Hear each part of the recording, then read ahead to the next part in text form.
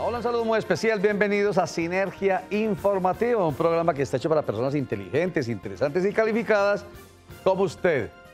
Personas inteligentes, interesantes y calificadas. Y no estamos excluyendo a los otros. No, porque el que quiera hace parte de este grupo de personas que están bien informadas, de personas que saben de la importancia de la participación, sobre todo en jornadas como las que se nos avecinan. La del 11 de marzo, las parlamentarias, vamos a escoger Congreso de la República, senadores y representantes a la Cámara. 27 de mayo, vamos a escoger un nuevo presidente o presidenta de la República y va a haber una segunda vuelta que es la del 17 de junio con absoluta seguridad. Nadie va a ganar en primera vuelta, eso está muy claro. Pero de esto y otras cosas más que tienen que ver con la cultura política, vamos a conversar con Pedro Piedrahita Bustamante. Él es politólogo, es doctor en Derecho Internacional y es profesor de Ciencias Políticas de la Universidad de Medellín. Bienvenido, Pedro Piedrahita Bustamante. Muchas gracias por la invitación. Entonces yo empiezo diciendo inteligentes, interesantes y calificados. Bueno, algunos dicen que excluyente, ¿no?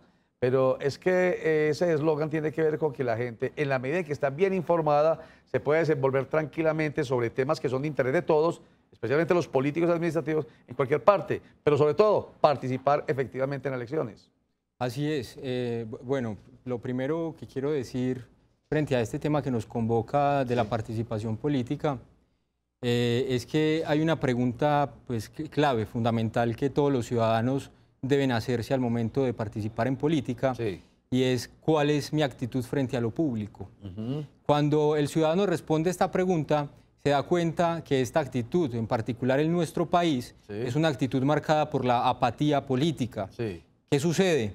Que nuestro contexto y nuestra coyuntura política está pasada por unas malas referencias de los políticos profesionales, donde los políticos profesionales no están transfiriendo y no están cumpliendo con el papel de representar la sociedad. Entonces ahí aparece un quiebre fundamental y lo que se genera es esa apatía y esa falta de cultura política. Mejor dicho, como los profesionales de la política, que son quienes, pues sencillo, nuestros representantes a la Cámara, nuestros senadores, nuestros presidentes, gobernadores, alcaldes, nuestros diputados, nuestros concejales, incluso nuestros ediles, los miembros de las juntas administradoras locales, a pesar de que estén tan por debajeados, son actores importantes de nuestra política, como la mayoría, porque no todos, Pedro, la mayoría, no voy a decir ni la mayoría ni la minoría, simplemente voy a decir, porque científicamente no sé cuántos son de los malos y cuántos son de los buenos, cuántos son los que han generado la apatía y cuántos son los que deben generar confianza. En todo caso, hay mucha gente buena y mucha gente mala dentro del sistema político. Pero repito, no son todos. Entonces, ¿por qué esa apatía? Y para ello es necesario que la gente empiece a descubrir que es que la política es necesaria y que entonces debemos dejar a un lado a los malos. Pues miren, en toda estructura social siempre vamos a encontrar pues gente buena y gente mala. Eso es natural incluso pues al ser humano. Frente al asunto del político, el político profesional, hay que diferenciar una cosa. Existen políticos que viven para la política, para el servicio, y existen políticos que viven de la política. Exactamente. Eso es una descripción que ya nos hacía Max Weber y la que nos permite entender un poco esa dinámica política de nuestro país. Y en el momento de participar en las próximas elecciones es fundamental determinar cuáles son esos candidatos que viven para la política y que viven de la política. Excelente. Ambos son políticos profesionales, porque escuchamos mucho en nuestro país que hay políticos profesionales que dicen que ellos no son políticos y surge la pregunta, entonces ¿qué son? Si han participado de esa estructura de poder y han participado de la acción partidaria y del reparto de las cuotas de poder. Eso es ser un político profesional. ¿Qué pasa? Que eso no es malo. Eso no es malo ni es bueno. ¿Qué no es malo? Ser político profesional. No, pues ¿cómo hay que malo? Exacto. Entonces, es más necesario. Claro, y la gente piensa que eso es malo. Y de hecho, los mismos políticos profesionales utilizan el discurso de decir, yo no soy político, y se segmentan, se dividen de los políticos porque los políticos son malos y yo soy otro tipo de persona, Pedro, que participa en la sociedad. Pero eso es demagogia, eso es una falsedad. ¿Cierto? ¿Por qué? Porque es que son políticos. No puede haber alguien que esté trabajando dentro de nuestro sistema del servicio que no sea político, porque es que el político profesional busca eso. Ese político bueno, digámoslo así, vamos a calificarlo para que nos vaya quedando medio pedagógico esto. Hay como niveles, sí, variaciones. Digamos como que el político que vive de la política es el político malo. Es el egoísta, es el que no está pensando en la dignidad humana, es el que no está pensando en el interés general, es el que no está pensando en el bienestar general. Entonces, ¿para qué se hace elegir? ¿Para qué? Para pensar en su propio bolsillo, para aumentar, crecer nuestro lamentable fenómeno de la corrupción. Pero el político profesional que vive para el servicio de la generalidad es el bueno. Lo que nos toca a nosotros es descubrir cuál de los dos es el que debe estar representándonos, por ejemplo, el 11 de marzo en la Cámara de Representantes y en el Senado de la República. Mire, eso es un asunto bien importante, es un asunto incluso teórico desde la ciencia política.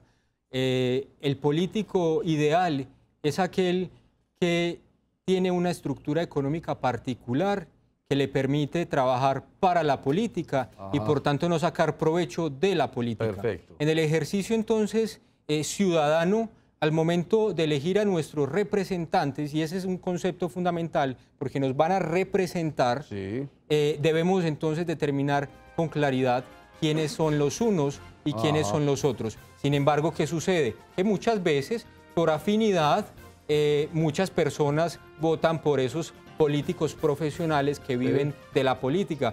Hombre, y eso tampoco puede estar mal, porque precisamente nos movemos dentro del Estado democrático y eso hace parte también de lo que es el pluralismo político. Por lo menos participan. Aquí lo grave es que esas personas que son el puñadito, eso lo hemos dicho aquí siempre, los más poquitos, los que participan y eligen por afinidad, son los que siempre participan. Y es, repito, válido dentro de nuestro sistema democrático porque el voto de esa persona vale como el voto de aquella persona que vota en conciencia, que vota con juicio y que vota por el político que está haciéndose elegir para servir a todos. Pero lamentablemente estos no participan, son los apáticos, entonces permite que el puñadito de acá, los de la afinidad, los de los intereses particulares, voten. Les vamos a tomar la decisión de participar más. Y para ello, este video que les tengo todos los días, a ver si de pronto nos ayuda a convencer más gente de participar más en política. Veamos. Votar, votar, votar. Siempre nos piden que lo hagamos, pero ¿por qué? Bueno, he aquí 5 razones. Comencemos por lo obvio. 1. Las personas que elegimos con el voto toman las decisiones que marcan el rumbo del país. En esa medida, el voto tiene consecuencias directas sobre nuestra vida cotidiana. 2. No es la mayoría la que elige, sino un pequeño porcentaje de la población. Hagamos las cuentas de cómo han funcionado las elecciones presidenciales de los últimos 20 años para que vean. El 100% son más de 30 millones de electores. Colombia tiene más habitantes, pero estamos hablando de aquellos que tienen derecho a votar. La cuestión es que solo se presentan a las urnas entre el 40 y el 50% de esos 30 millones. Eso quiere decir que los candidatos que pasan a segunda vuelta con el 25% de los votos, en realidad pasaron con el 10% del apoyo de todas las personas que podían votar. Luego viene la segunda vuelta, que implica un voto estratégico, y resulta que el 25% de los votos posibles es suficiente para elegir a un presidente. Y ese es el caso de la elección más grande del país. Hay alcaldes que son elegidos con un porcentaje todavía menor. Esta gráfica es bastante nociva y votando es que podemos cambiarla. Pero yo no creo en los políticos y no me gusta ningún candidato. Ah, bueno, eso nos lleva a 3. Hay mecanismos para manifestar nuestro descontento. Puede que tú tengas argumentos implacables para desconfiar de cada uno de los candidatos o inclusive de la política en general. Pero si no votas, los demás no tienen cómo enterarse de eso. Hay tanta gente a la que le da pereza salir de la cama que el abstencionismo se interpreta no como una postura política, sino como apatía. ¿No te gusta ninguno de los candidatos? ¿En serio? ¿Ninguno? Vota en blanco. Eso es un mensaje claro y tiene el potencial de cambiar el modo en que hacemos política en este país. Por cierto, el voto en blanco no se suma a ningún candidato, eso es un mito. 4. Entre más gente participa, más difícil es hacer trampa en las elecciones. Hay muchas personas que no votan con el argumento de que la política está llena de corrupción. La paradoja es que la corrupción es mucho más viable gracias al abstencionismo. Es más fácil y más barato robarse una elección cuando son pocos votos los que eligen y además cuando nadie está mirando. De hecho, uno de los delitos electorales clásicos es usar el número de cédula del que no fue a votar. Entonces, si elegir a un candidato no te motiva lo suficiente, ¿qué tal la idea de arruinarle la fiesta a los que hacen trampa? Finalmente, 5. El acto de salir a votar va más allá de las cifras. Suele decirse que un voto no es suficiente para inclinar la balanza, pero tal vez estamos mirando la situación desde la perspectiva equivocada. El hincha de fútbol, por mucha barra que haga, no tiene cómo alterar el resultado, pero igual va al estadio y apoya a su equipo. ¿Por qué? Porque le importa. Con la democracia pasa lo mismo. No se trata solo de influir en el resultado, se trata también de participar en un evento que nos convoca. La gracia de participar en una elección es que nos invita a pensar concienzudamente sobre el tipo de lugar en el que queremos vivir. Nos ponemos a hablar con nuestros amigos y con personas que piensan diferente, nos enteramos de todas las cosas que pasan en el país, y eso, a su manera, tiene mucho más impacto que cualquier voto en particular. Entonces, sí, vale la pena votar, y también vale la pena compartir este video.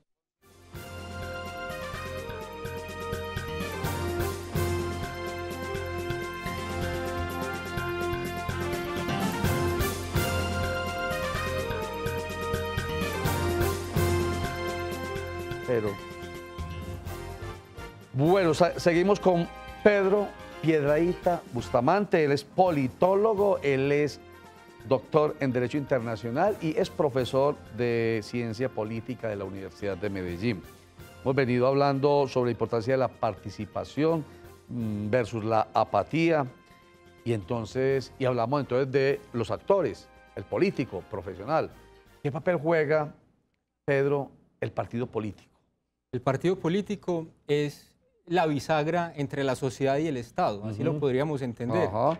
Ahí entonces hay que entender el asunto de la representación, de manera que hay que decirle pues, al ciudadano que el voto que cada uno de nosotros tenemos es un poder que vamos a entregarle a un representante para justamente eso, ir a representarnos frente al Estado.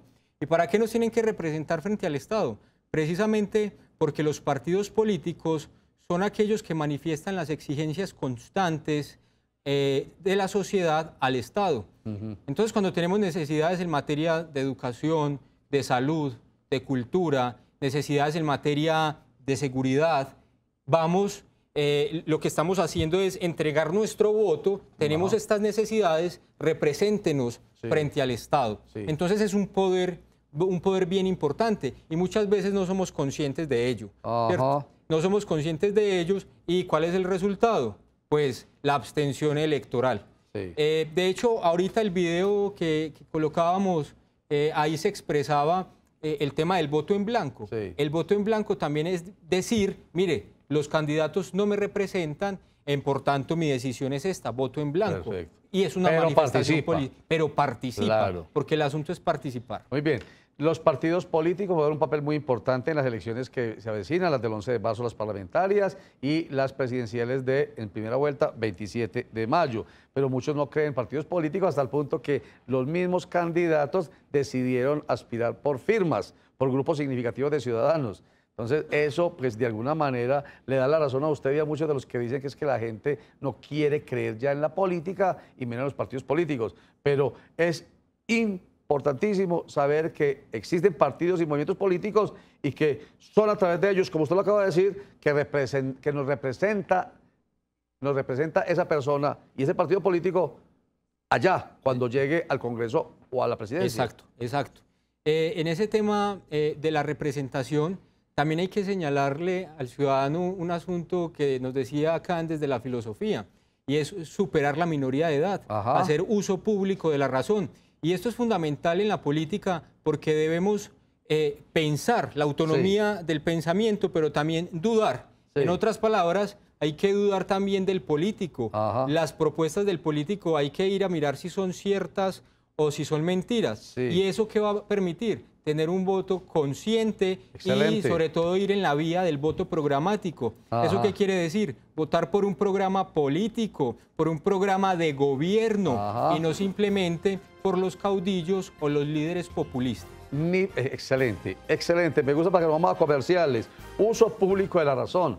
¿Lo dijo usted? ¿De quién? De Manuel Kant. De Manuel Kant. Uso público de la razón. No tiene la mayoría de edad el que cumple 18 años. Hay ancianos de 76 que siguen en la infancia porque no han hecho uso público de su razón. Siguen en la, ¿cómo se le llamaba? La minoría de edad. La minoría de edad, exactamente. En la inocencia, entre comillas. Qué tan bueno cuando yo dudo de los demagogos, de los populistas, de los clientelistas, de los politiqueros. Dudo del marketing político, mi querido Pedro Piedrahita, porque en el marketing político se utiliza una frase de campaña y esa frase de campaña muchas veces es vacía, no tiene contenido y además no tiene posibilidad de volverse realidad a través de un programa de gobierno o un plan de desarrollo. O sea que es pura demagogia y puro populismo. Por eso, dudar. Uso público de la razón. Son frases muy sonoras, pero que nos muestran es un déficit profundo de ideas y de programas. Exactamente. Pero no solamente el déficit profundo de ideas de quien las está proponiendo, sino permítanme yo, aunque suena muy feo, suena feísimo, pero lo pongo aquí cada ratico. La imbecilidad, los imbéciles que comen cuento de ello, lo decía Bertolt Brecht. El imbécil que no cree en la política, pero sí cree en una palabra, en una frase vacía. Que saben que no se les puede cumplir y que no tiene que ver con la realidad y sin embargo se la tragan entero. Eso es invitar al uso público de la razón. En palabras paisas, no dejarnos meter el dedo en la boca. Vamos para unos mensajes con esta nueva invitación a votar y esta frase. En una caja de huevos, 9 de esos huevos no pueden votar. 13 se abstienen y deciden no hacerlo, y 8 votan. Supongamos que de estos, el 50% vota por un candidato, el 40% por el otro y el 10% restante en blanco. Esto significaría que tan solo 4 huevos decidieron por toda la caja, aunque 13 no estaban de acuerdo con esta decisión y hubieran podido cambiar el resultado. No deje que otros decidan por usted. Votar no vale huevo. Vote. Si vivimos juntos, juntos debemos decidir.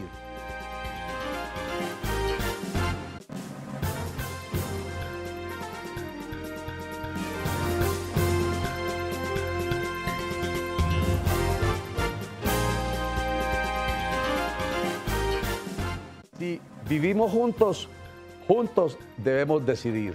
José Luis Rodríguez Zapatero. ¿Qué le dice a usted, Pedro Piedrahita, esa frase? Hombre, básico, y es que vivimos en una sociedad donde lo que está por encima son los intereses colectivos. De manera que la frase lo que está indicando es pensar entre todos, pensar Sí. para todos, no simplemente a partir de los intereses particulares o necesidades particulares. Exactamente. Bueno, participación en la jornada electoral del 11 de marzo, elecciones parlamentarias, y 27 de mayo, elecciones presidenciales. Hablemos de las segundas para este último segmento del programa. ¿Usted cómo está viendo esa carrera por la presidencia de la República? Bueno, yo lo que estoy viendo en este momento es que la campaña presidencial, pues todavía es incierto decir los candidatos más cercanos a ser presidentes, pero es una campaña que se está moviendo en la polarización, 1, y 2, se está moviendo a partir de unas coaliciones que están bien divididas en eso, que no me gusta mucho, pero hay que decirlo, se mueve entre la izquierda y la derecha. Sí. Y claramente podemos decir que aparecen unas coaliciones en ese asunto de la izquierda y la derecha, que van, por un lado, en lo que representa la coalición entre Gustavo Petro, pero también muy cercano a lo que es el partido político de la FARC, de la Fuerza Alternativa Revolucionaria del Común. Por el otro lado, más en la izquierda al centro, está esta nueva coalición entre Humberto de la Calle y Clara López, que sigo considerando que después de las elecciones del Congreso, Humberto de la Calle va a terminar estando más cerca a Sergio Fajardo, y Sergio Fajardo está ahí en el centro, moviéndose un poco en el espectro de la izquierda y de la derecha, que hace también parte de esta coalición con Jorge Enrique Robledo. Coalición Colombia. Entonces, hasta el Exacto. momento me he mencionado, estamos de izquierda a derecha, de la Fuerza Alternativa Revolucionaria del Común, que va aspirando también a la presidencia de la República, con todo el derecho, porque ya son partido político. Es que las FARC, en términos formales y legales, ha dejado de existir. Claro, las FARC, las Fuerzas Alternativas... perdón, ¿ya vio? Fuerzas Armadas Revolucionarias de Colombia. Exacto. En términos formales han dejado de existir. Ya desaparecieron. Hoy son Fuerza Alternativa Revolucionaria del Común. Un poquito más hacia la derecha, pero a la izquierda, Gustavo Petro, que van para consulta popular el 11 de marzo, y Carlos Caicedo. Un poquitico más a la derecha, pero todavía a la izquierda, pero ya acercándose a la izquierda, al centro, está la Coalición Colombia, Polo Democrático Alternativo, Partido Alianza Verde, ahí es donde se daña pues la ubicación del péndulo, porque Sergio Fajardo Valderrama realmente es más neoliberal, más de derecha, pero bueno, está ubicado en el centro izquierda. Y ahí, muy cerquita, está el Partido Liberal con Humberto Lacalle Lombana, con Clara López como fórmula presidencial. Más hacia la izquierda. De hecho, esa fórmula tiene mucha coherencia porque los dos vienen de las bases liberales del samperismo y se acaban de encontrar allí. Pero considero que en sus aspiraciones no tienen mucha capacidad de ir más allá de la primera vuelta y por tanto considero que posiblemente se van a acercar a Sergio Fajardo. Sí, no sabemos si los van a aceptar. Lo que sí es cierto es que aquí todo este paquete de centroizquierda es el que juega alrededor del proceso de paz. Porque ya a la derecha, al centro derecha, pero muy más a la derecha, está pues el centro derecha, que es Germán Vargas Lleras, y muy a la derecha, Centro Democrático, con la posibilidad de alianza con Marta Lucía Ramírez y Alejandro Ordóñez. La primera del Partido Conservador Independiente de Pastrana y el otro independiente. Yo señalaría que ya entonces en el tema de derecha estaría pues la campaña de Germán Vargas Lleras y lo que considero es la derecha católica, que está más a la derecha, estaría pues el Centro Democrático y ese candidato que se va a elegir en la consulta. La pregunta en este contexto electoral entonces es ¿cuáles son los principales temas de campaña? Por supuesto está la paz, pero en los últimos días lo que estamos viendo es un fuerte viraje de la paz de nuevo hacia un conflicto, pero un tipo de conflicto que no es para nada nuevo en nuestro país y es el conflicto urbano. La violencia urbana, sobre todo asociada al crimen organizado transnacional y la violencia urbana asociada a los atentados terroristas. De nuevo está explotando esto en el país y lo que está generando es callar un poco el tema de la paz rural y bueno, ¿qué va a pasar en las ciudades? Y por tanto considero el tema de la seguridad urbana será uno de los temas fundamentales. Lamentablemente estamos volviendo a esas épocas de nuestro país donde los violentos se convierten en los jefes de campaña, los jefes de debate, porque resulta que ponen unos cuantos bombazos, generan temor e incertidumbre en la sociedad y eso lo que permite es dirigir el voto hacia ciertos candidatos. Usted está hablando de la transición de Sampera a Pastrana y de Pastrana a Álvaro Uribe Vélez, donde jugó un papel muy importante Tiro Fijo, ¿no? ¿Recuerda? La campaña de los bombazos, es decir, ¿quién definía que era el presidente? Bueno, ¿quién lo definía? ¿Vamos a hacer la guerra o vamos a hacer la paz? Exactamente. Los bombazos de nuevo están apareciendo en nuestra campaña política. Esperábamos que fuera un poco diferente, pero de nuevo, insisto, algo que no es nuevo. El conflicto urbano no es nuevo. Por más de 25 años hemos tratado de normalizarlo, pero ha estado allí y será clave en esta campaña. Perfecto. Muchísimas gracias, Pedro Piedradita Bustamante, politólogo, doctor en Ciencias, en Derecho Internacional y profesor de Ciencia Política de la Universidad de Medellín. Muchas gracias por la invitación. Bueno, termino diciendo, la mayoría de edad, el uso de la razón, no son los 7 años. Ni la mayoría de edad son los 18 años. Es cuando tenemos la capacidad de dudar de esa persona que nos está ofreciendo algo para que nosotros votemos por él. Y somos capaces de dudar y decir, no, por usted no voto, porque usted es clientelista, demagogo, populista, politiquero. Así que ojalá haya mayor número de colombianos que tenga uso público de la razón. Recuerde que la información en Cosmovisión empieza todos los días a las 12 con Sinergia Informativa, que regresa los lunes a las 7 de la noche, de martes a viernes 8 de la noche. A las 5 de la tarde nos cogió la noche, que regresa a las 9:30. A las 6:45, Cosmovisión Noticias, que regresa recargado de información a las 11:15 de la noche. Muchas gracias, chao.